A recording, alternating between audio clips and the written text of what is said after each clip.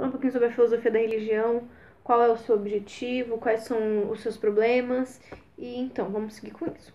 Nada muito profundo, mas para vocês saberem mesmo.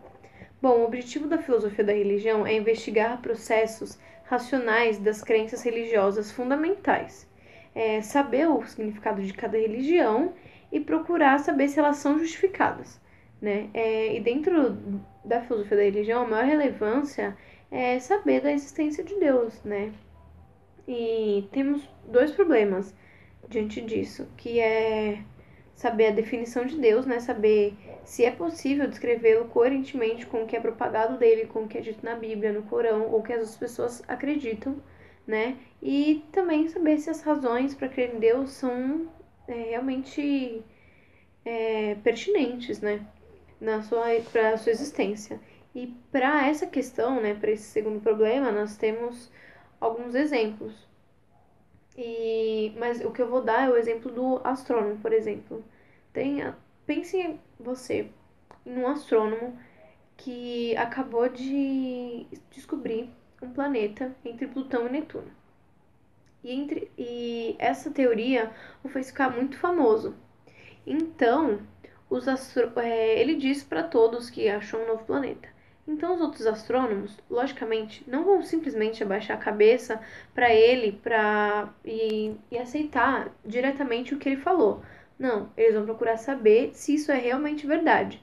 E isso, o astrônomo que acabou de descobrir, ele vai ter que, por meio de argumentos, falar se isso é verdade ou não. Argumentos, né, que sejam bem coerentes, bem convincentes.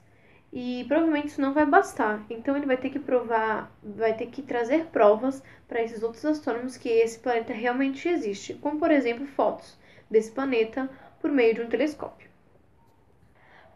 Na religião, na filosofia da religião, isso não é muito diferente, né? Para falar de Deus, a gente precisa ter algumas provas, né? Para justificar Deus através disso. Bom, e ela é diferente. Deus, Deus é a sua própria natureza, totalmente diferente da ciência. Por isso que é a filosofia quem o estuda. Bom, as questões principais quando a gente fala de Deus, né, vamos entrar no outro tópico agora, desculpa, é a definição de Deus, né? Tanto na nossa concepção, na minha concepção, na concepção de outras pessoas, na concepção da filosofia, que é o principal, que são algumas perguntas, né, que falam sobre Deus é a sua própria natureza, totalmente diferente da ciência. Por isso que é a filosofia quem o estuda. Bom, as questões principais quando a gente fala de Deus, né, vamos entrar no outro tópico agora, desculpa, é a definição de Deus, né? Tanto na nossa concepção, na minha concepção, na concepção de outras pessoas, na concepção da filosofia, que é o principal, que são algumas perguntas, né, que falam sobre Deus, quais propriedades devem ser atribuídas a Deus? E as propriedades podem ser escritas de modo a serem combinadas para definir Deus? Dentro disso, a gente tem algumas doutrinas, né? Eu fiz até um pauzinho, deixa eu pegar aqui pra vocês. Que é algumas doutrinas que falam sobre os seus pensamentos de Deus, né? Eu acho que não vai dar pra ver, porque não vai dar pra ver. Mas eu vou tirar uma foto e coloco aqui embaixo na descrição pra vocês darem uma lida, né? Não esquecerem. Tem as principais características de cada uma e eu vou explicar também. Bom, as doutrinas são basicamente essa: teísmo, deísmo, ateísmo e agnosticismo. Também temos o panteísmo e o panenteísmo. Bom, o teísmo é basicamente aquele que se consiste em todas as religiões monoteístas, né, que são as mais conhecidas. São o cristianismo, judaísmo, islamismo, que creem que Deus é uma pessoa espiritual, imutável, onipresente, onisciente, transcendente, né, que vai além do espaço e do tempo, né, e que ele é bom e necessário. E para isso, eles creem que tem instrumentos para compartilhar isso, por meio da Bíblia, do Corão, de suas profecias. Uma das principais características do teísmo é de que Deus intervém no mundo, né, onde nós vivemos. E também temos o deísmo. O deísmo é um resumo, né, disso, só que um pouco enxugado. Bom, vamos lá, né, agora falar sobre o deísmo. O deísmo não nega Deus, né? ele também acredita que existe um Deus, mas ele se recusa a aceitar que existe algum instrumento, né, algum meio que revele o conhecimento de Deus, né? É isso.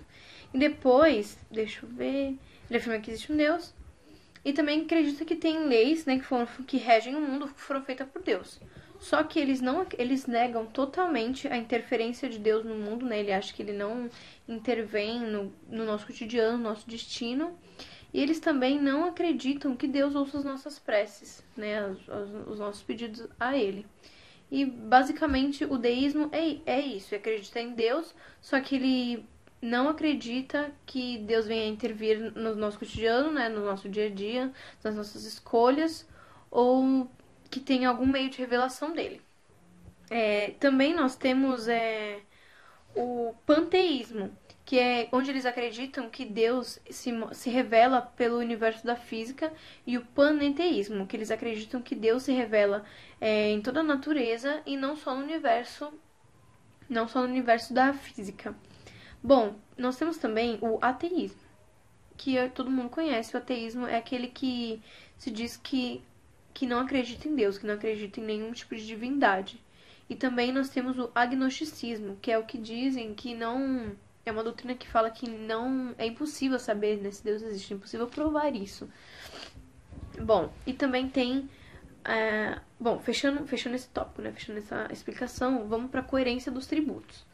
Dos tributos divinos, né, nas suas propriedades. Bom, toda vez que eu falar sobre essas propriedades de Deus, a gente vai voltar um pouquinho e vai sempre lembrar do que eu falei sobre o teísmo, né? No que os cristãos evangélicos, islâmicos, judeus acreditam, né? Que Deus é onipotente, onisciente e é sempre não tem data de início nem data de final. Ele sempre esteve conosco.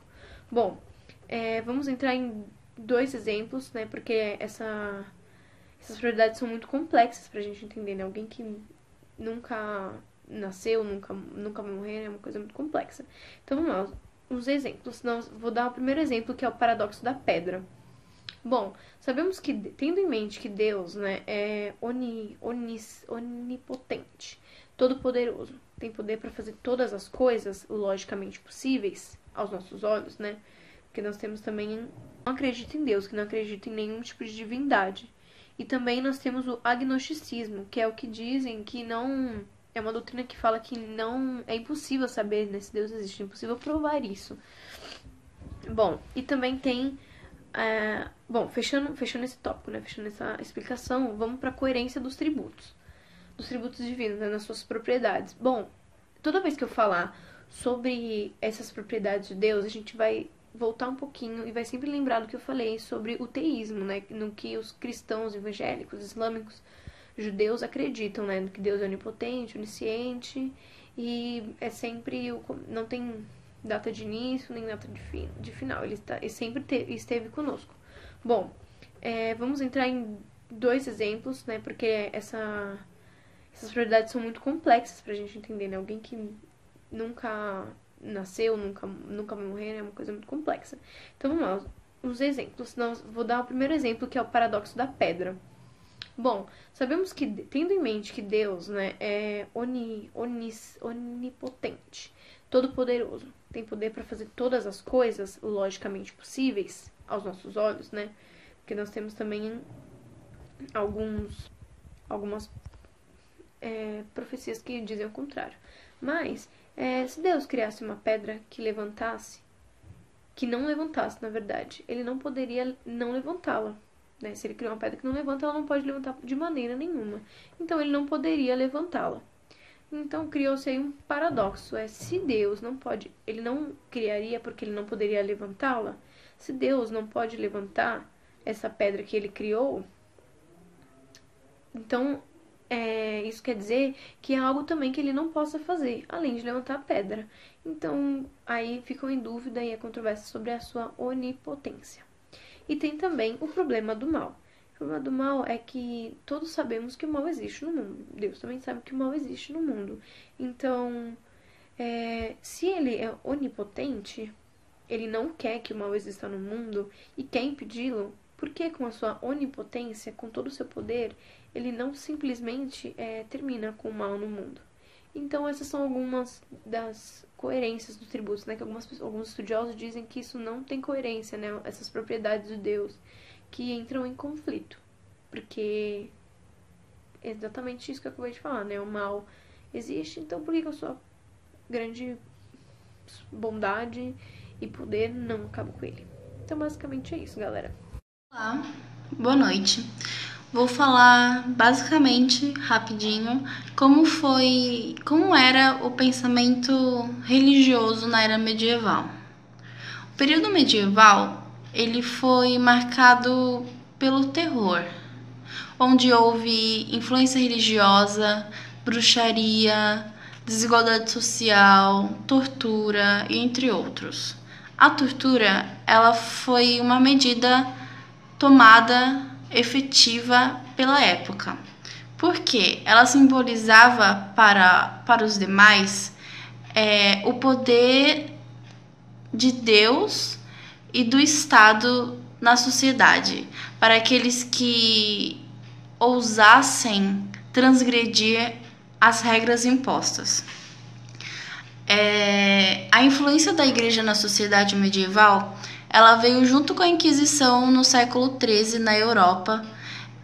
Um exemplo disso foi no século XIV, onde a igreja ela mantinha o seu poder pelo temor a Deus compartilhado na sociedade.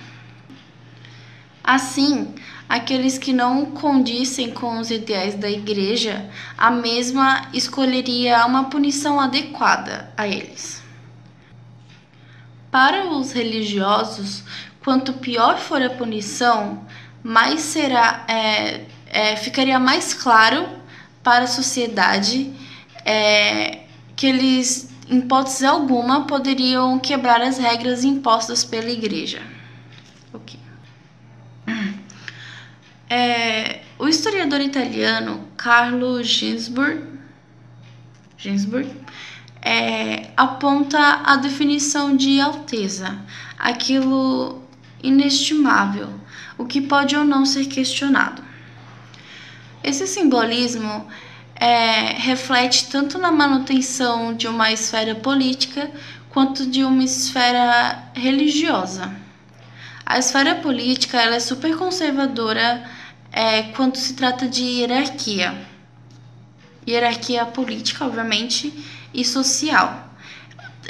Tanto que, voltando, ela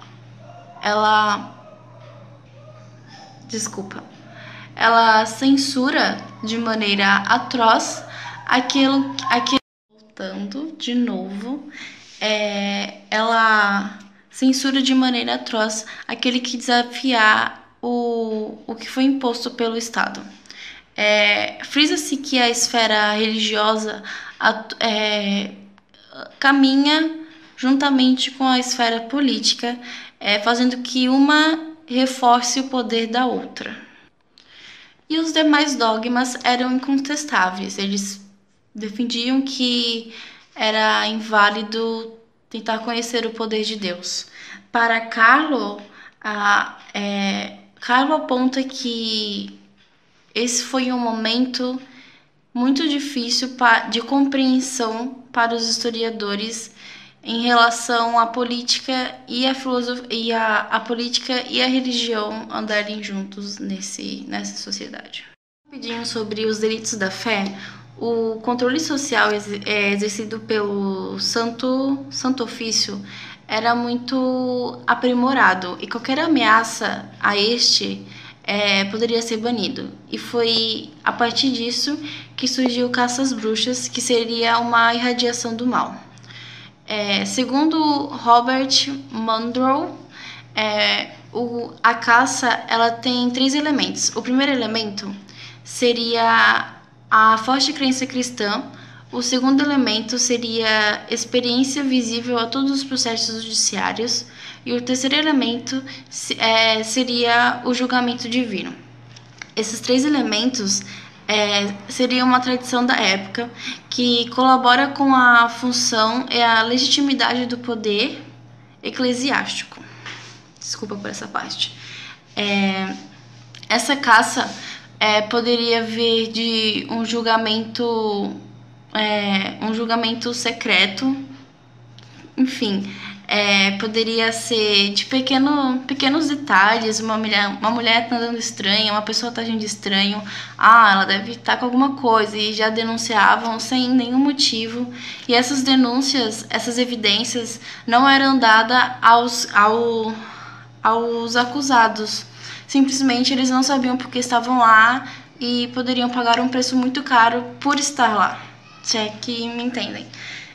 Eles só conseguiriam sair dessa se eles confessassem o que fez, que ao se confessar seria meio que um pedido de desculpa e uma aceitação por tudo que acontece dentro da sociedade. Esse caça às bruxas, ele não veio em vão, porque na época havia muito duelismo, que era uma separação entre o bem e o mal, o que é permitido e o que não é permitido. E os religiosos usavam isso, eles falavam que qualquer